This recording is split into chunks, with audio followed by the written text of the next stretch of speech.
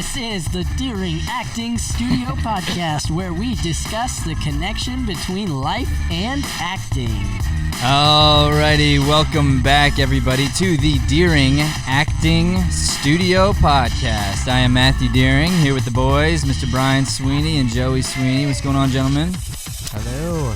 It's a great afternoon in the studio today. It is, yeah. It's a happy Saturday. We've got a lot going on. We're putting up some new things in the lobby and doing some crazy things, and we've got an awesome guest here today, Mr. Tony Calvis. Welcome, Tony. Hello, thank you for quite an intro. I was wondering, will you voice that over just with your deep voice? I feel like it would sound so cool. Yeah, Tony has the silky smooth voice. Let us hear you say, welcome to Deering Acting Studio. Welcome to Deering Acting Studio. Yeah, we're going to definitely... It's like butter. It's very John Ham. Yeah, So it is great. a little That is quite John's, a compliment. I will take that. Thank Brian you. has said that since the day he met you. Since that the day I you met sound you. like Yeah. So Tony is the lead marketing, or he leads the creative marketing team over at a company called Nextiva, which I've worked with several times, and I've got a lot of respect for Nextiva. And so let me just start here with the Nextiva team, and you can tell me, for those listeners out there who don't know, would you tell us what is Nextiva? What do you guys do? So Nextiva is a cloud communications company for businesses, and we focus on not just all the different tools that you might need to connect with your customers and anybody that you work with in business. It's more about looking at how do all these tools benefit off of each other so that you can give the best customer experience possible, right? So our flagship product is Voice over IP, VoIP, so your phone system over the internet. But we also have offerings like Service CRM, Sales CRM, surveys, live chat, things of that nature. And I can say I jumped on some of these new services recently, and they're incredible. I mean, the things that you guys are allowing small businesses to do is a complete game changer. I think your CEO, Thomas Gorney, likes to say we're leveling the playing field a little bit, right? Absolutely, and that's been his mission since day one. So it's nice to work for a company where they have not changed what they've said by any means. I mean, maybe the products have changed, but the overall mission has been there from the beginning, and you can really feel it in the culture and in the executive team. Absolutely, and I've gotten to be a small part of watching the company grow sort of from the inside out. This interesting connection, I am a customer. The Deering Acting Studio has been a customer since back in 2009. So I was a customer for probably 5-6 years. Wait, 2009? Yeah, is that Wow. date not right? No, that's a long time. Long time, yeah. Well, pretty much since we opened. I mean, we kind of figured out the VoIP system as soon as I stopped using a cell phone. Yeah. I used to have 2 cell phones in my pocket, and I Yeah. would go to my real job, quote, and then I'd answer the phone sometimes in the bathroom and say, Deering Acting Studio.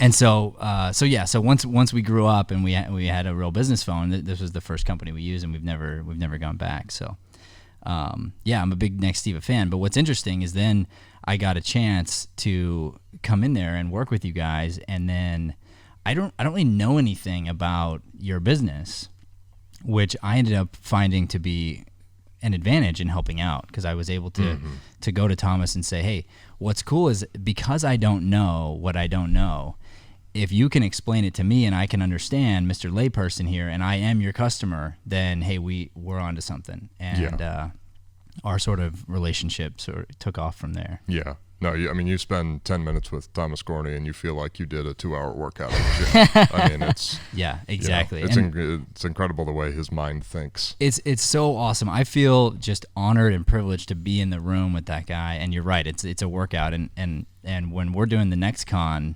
work that I do a lot of times, I'm working sometimes 12, 14-hour days next to that guy, and then waking up the next day and doing it again. It's intense. But I look at him and I say, wow, I mean, every entrepreneur can look up to what he's doing. I mean, he is the absolute American dream story. He's a guy that like you said, whatever he says, he does, and he backs it up, and he follows through. And he even joked about it. I mean, it just feels like the things he touches turns to gold. But it's not that. It's just that he works harder, I feel like, than everybody else. Yeah. Works harder and adapts quicker. He's very adaptive to whatever the situation is. So I've seen you guys, and I've watched you just sort of like grow and explode. And so could you tell us a little bit about what's going on at Nextiva right now? I know you've added quite a few employees recently, and I don't know if you call them that, your team members. Talk to us about what's happening right now. Yeah, so just a little bit of background. I joined the company in late 2014. Also, I've been in the company longer than you. Yeah, but anyway, I came in as a video producer, basically, for the company, and I was the second video producer there in the marketing team. At that time, we were probably around 200-ish people, 200-ish employees. Which is crazy, because we're 4 employees here, like our full team, 4 or 5. And so you were 200, but that was small, right? Yeah, that was, so we were the fastest growing tech company in Arizona for year after year. And the only other competitor that we kept butting heads with for that prize was the sister company SiteLock. So I mean, another company that Thomas was involved with. Exactly. Wow. So 2 home runs from this guy at the same time. He's probably angry and happy always. No, it's all happy. It's like when you play yourself in chess. You're like, yes, oh. But so after about 3-4 years, I think we hit 1,000 employees. Wow. And I mean, being part of that wave and feeling that growth, I mean, we definitely felt it. There were plenty of growing pains, but there were also just these insane opportunities, NextCon being one of them. Yeah. So yeah, it's the company now is a little over 1,000 team members, and I mean, there is no stopping in sight for that growth. So speaking of growth is a part of the mastery mindset. And I think Thomas definitely embodies that idea of continual growth. I've watched him and you and me have conversations about, hey, if it can be better, it should be better, and we got to do better than we did last year. And so, can you talk to me a little bit about Nextiva's take on that, and maybe even your personal take on mastery and a growth mindset? Yeah, we actually, just a quick tidbit, had a consultant come in, and he's trying to help us with, branding and making sure that we can be as good as we can for the next 10 years, right?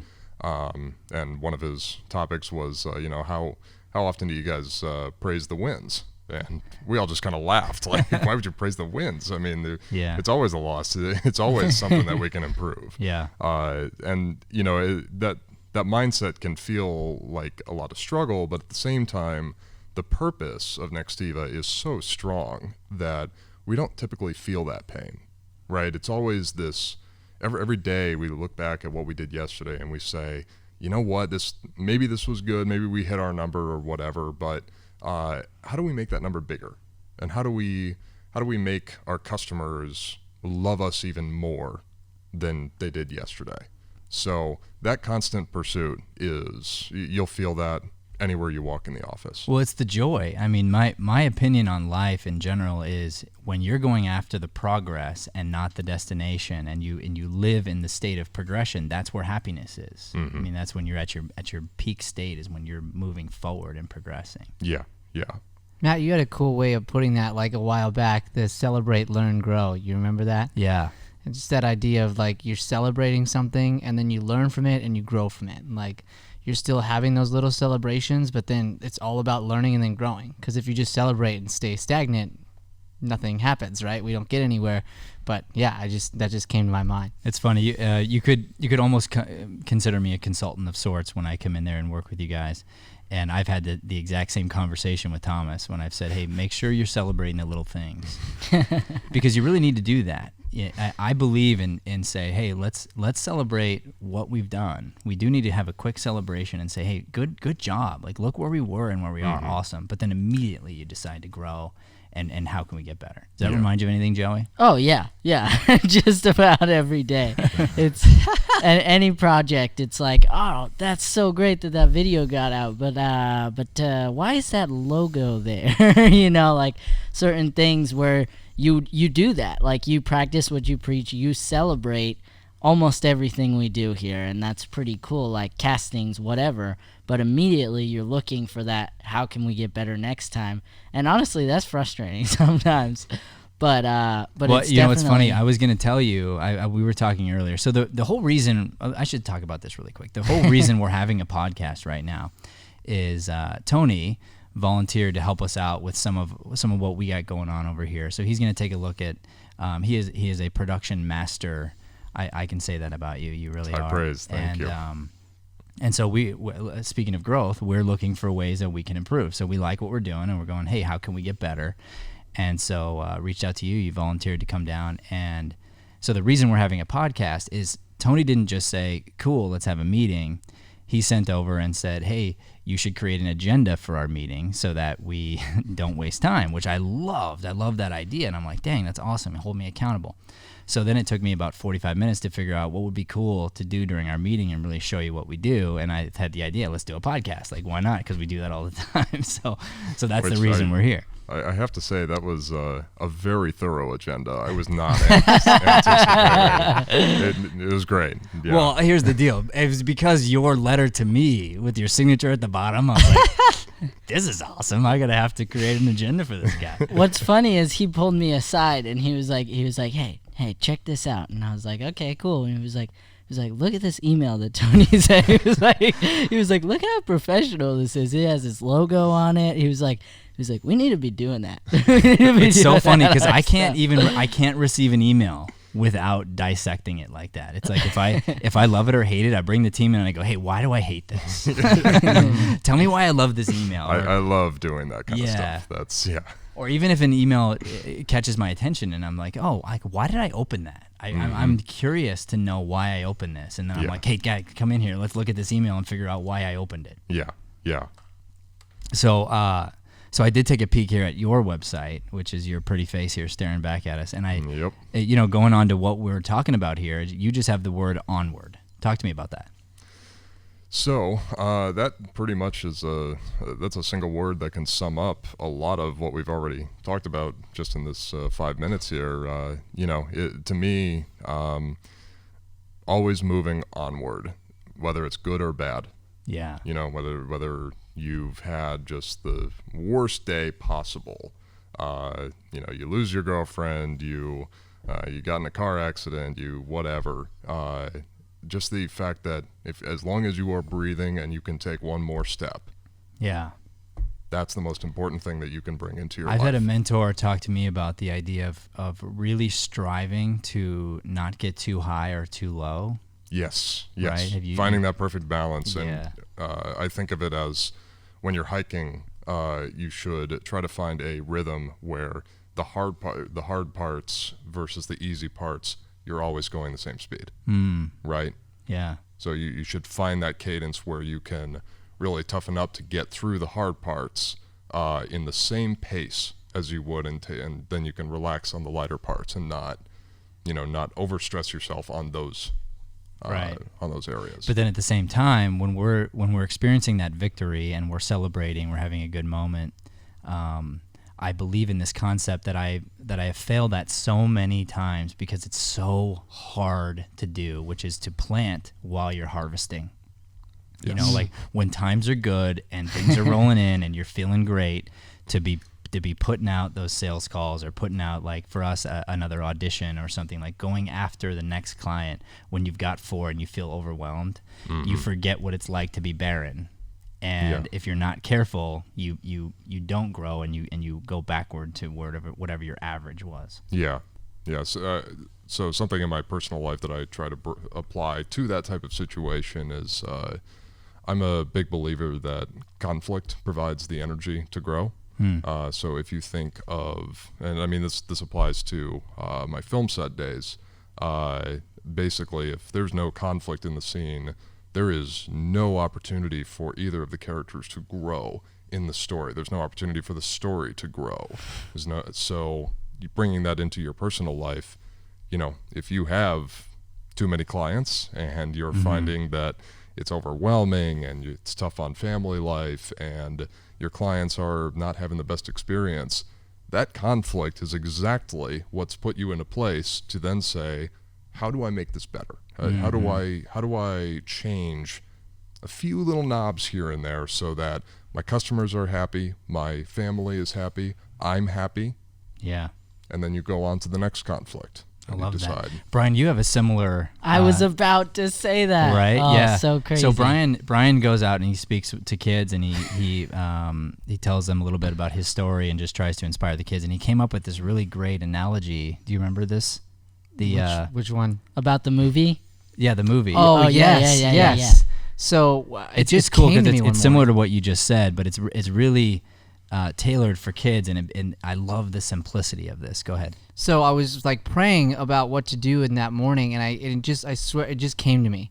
So I came up to speak, and like there was this idea. I set them all up, and I got them all ready, and I go, okay, I love movies. Who loves movies? And they all like raised their hand. And I was like, I just saw this really, really good one, and and then I went to describe it to him. So I was like, so there's this guy, and he's walking across the bridge, and he gets across the bridge, and the movie's over.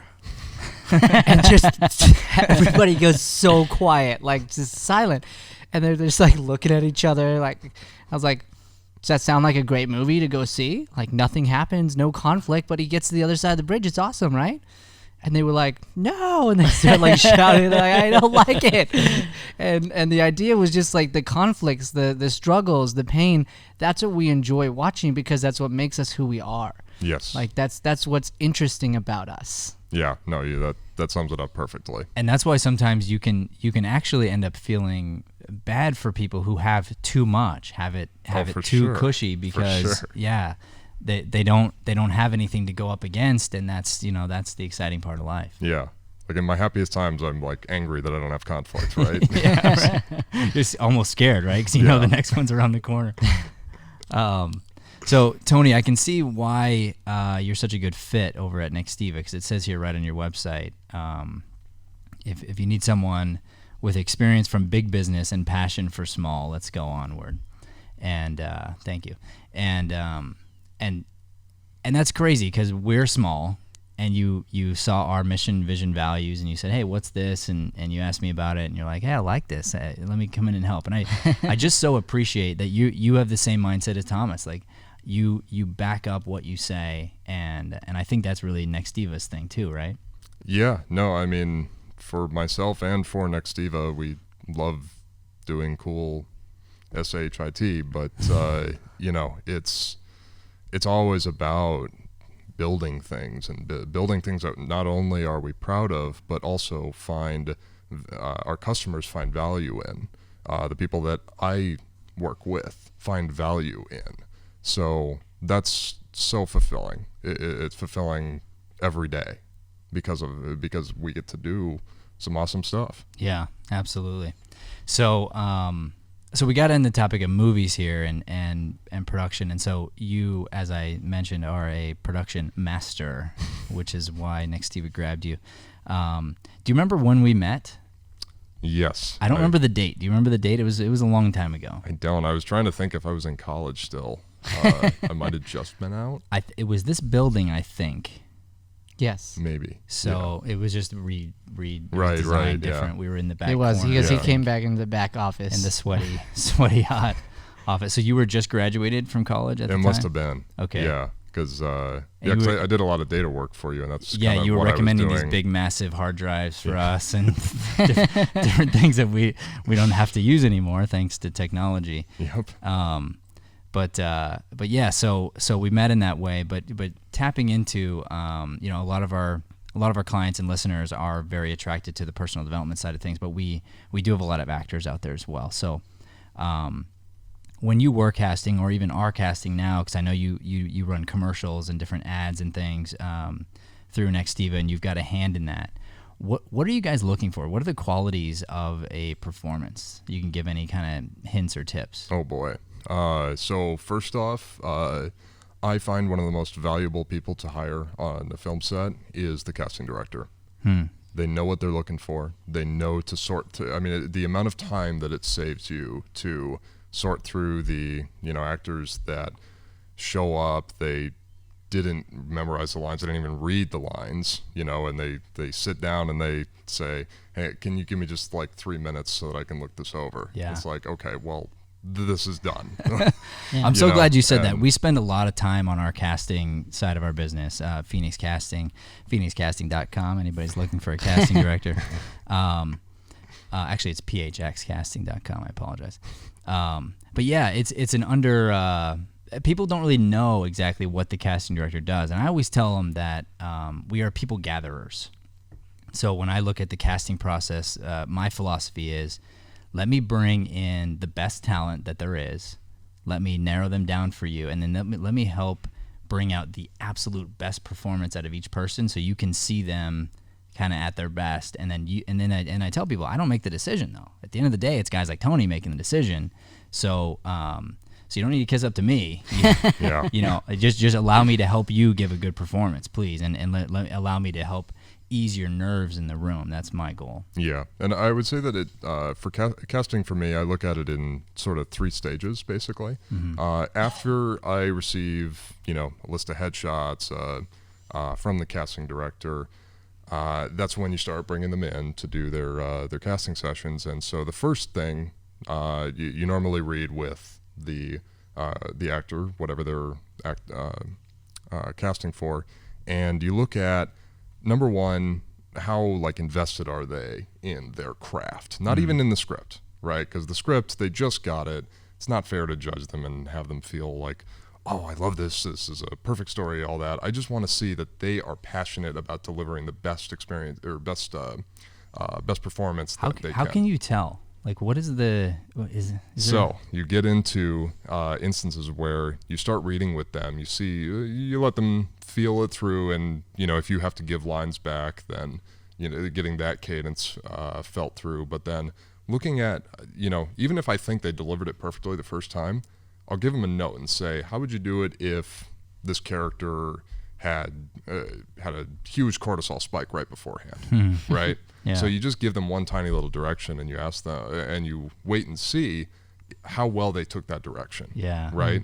So that's the first phase, is seeing, I'm going to be working with this person. If I give them a note, I need them to pick up on that and feel all the nuances that I meant.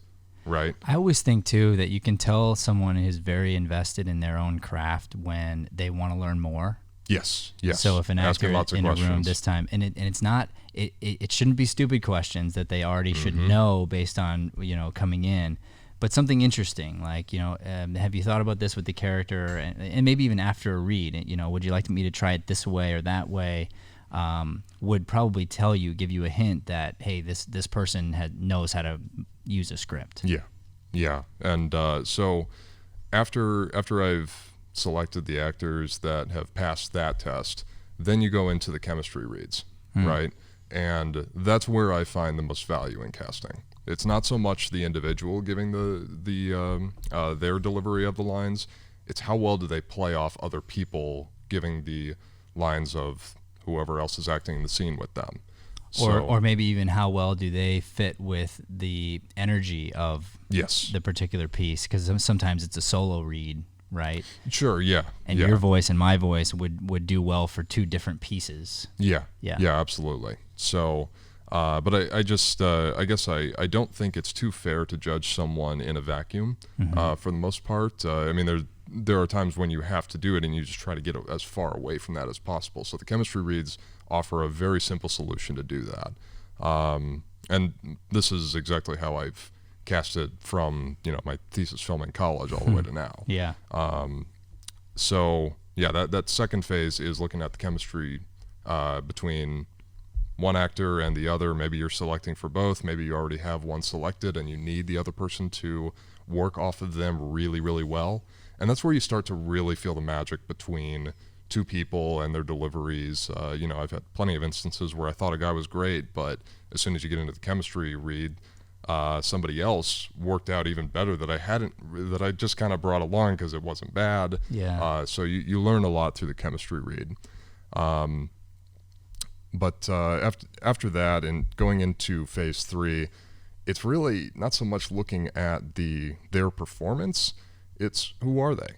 I mean, what kind of pursuits do they have outside of acting? How dedicated are they to acting? What other sacrifices have they made in it? Do they show up on time? Yeah. Do they not mind staying late? These are all things that when you're on set, there are a million things that are going to go wrong. Are they going to be able to stand those million things, or are they going to tap out after 999,999 things going wrong? Right. Right? And I need them there the entire time. Yeah. Right? And present, right? Yes. So that's really what will determine if I have two perfect actors and both could fit. The one who can go through more punches with me is the one I'm going to go with. I love that. When I met you, Tony, it was on a shoot for Nextiva, and Matt called me up, and he was like, "Hey, do you mind bringing Shay to this shoot? I'm with Thomas already. We need to be here. Can you just take Shay, bring a notebook, check it out, see what you can learn, right?" And so I was like, "Okay, cool. That sounds awesome." And we pull up into this house, and we're in this tiny room. And it's super nice. It's like a study, and there are lights everywhere. And I was like, okay, I have no clue what half of these lights are. And so I just started writing down a big bar light and a boom operator. And then I would write down little things that you said, like light from below, light the back, and I learned so much from being around you for 3 hours, maybe. Which, by the way, Joey, to your credit, that says a lot about you because A, you've adopted that growth mindset, and B, what we are able to accomplish considering you are self-taught and just kind of soaking up what you've learned from me and whatnot, which is I know very little. I was a sort of filmmaking photography major at ASU, but I was really just trying to get done so I could start acting. So I should know a lot more about apertures than I do. But yeah, I mean, the idea, the whole point. I told you this earlier. I'm because I think he was a little nervous when I said I'm gonna have Tony look at your processes and stuff, and he's like, well, maybe we'll focus more on SEO. And I was like, no, dude, trust me, he's gonna be nothing but complimentary because Tony knows me and he knows that I have a similar mindset to Thomas, only less of a budget. And so sometimes, Joey will come to me and I'll go, well, can we do this? And he'll say, I don't know. And I'm like, well, could Steven Spielberg do it? He's like, I don't know. Well, we should probably look it up first. So anyway, yeah, no, it's a big testament to who you are, Joey. Thank you. Yeah. Yeah, no, we loved having you on set. That was a fun time. Yeah, I'll never forget that night. So much fun. I saw Thomas's eyes light up too because he came in the room. Yeah, that was actually one of the first times he's really been on set when I've done one of my shoots. Yeah, I mean it's great having those stakeholders have such an investment and they get to be part of the process, and it's helpful for me too because if I have a question I can just look over and ask them, hey, do you want it this way or that way? But yeah, I mean I love teams. I love collaborating on set. I mean, I try to bring set life into anything that I do because it's such a unique experience where you've spent 99% of your time on a project just to execute on 1% of that time, right? Yeah. So, you've spent months just to make 3 hours go a specific way. Well, and I told Joey too, I was like, when you're writing these notes down, because we talked about it afterward and we reflected, and I said, it's not how many lights or which lights, it's why each light was put in the exact position it was.